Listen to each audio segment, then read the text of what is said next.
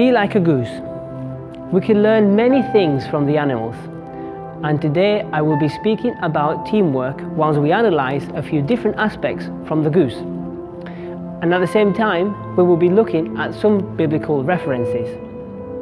The first point is about working together, or it could also be known as cooperation.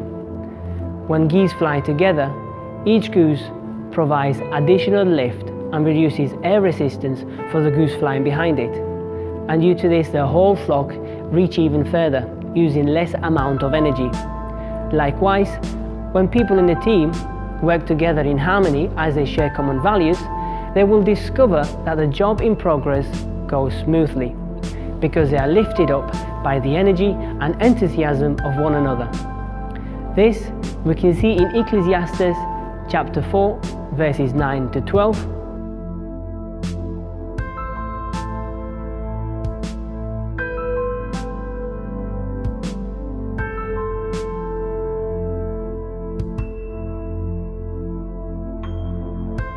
and also in 1 Corinthians chapter 12, verses 14 and 20.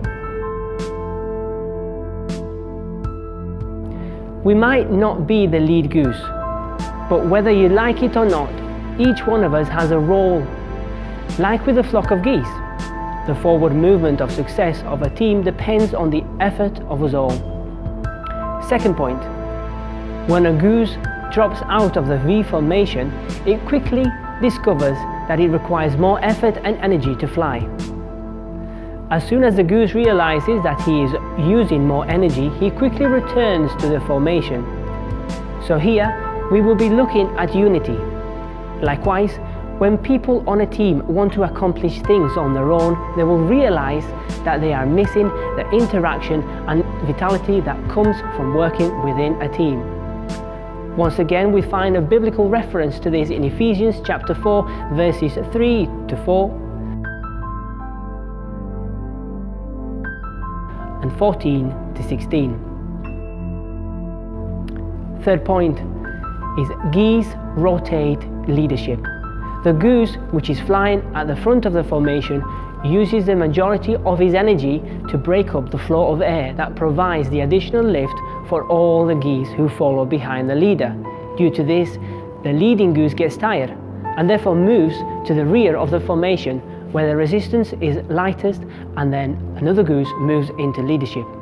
It has been observed that teams that will function properly will be those in which everyone has the opportunity to serve as a leader as well as a follower. And this is because they are allowed to contribute from what they know from past experiences. This can also be found in the Bible. When Moses' work was completed, Joshua was trained and took over.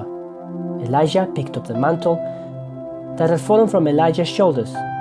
And when Jesus' ministry was about to begin, John the Baptist humbly said, "He must increase, but I must decrease."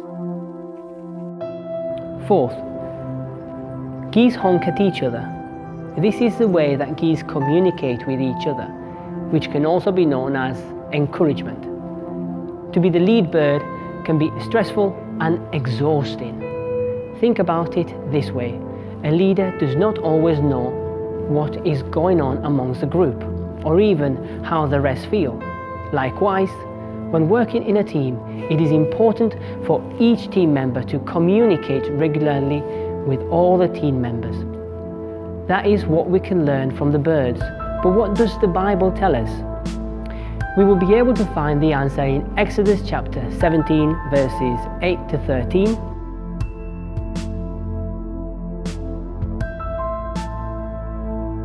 Romans chapter 12, verse 15, Hebrews chapter 10, verse 24 to 25.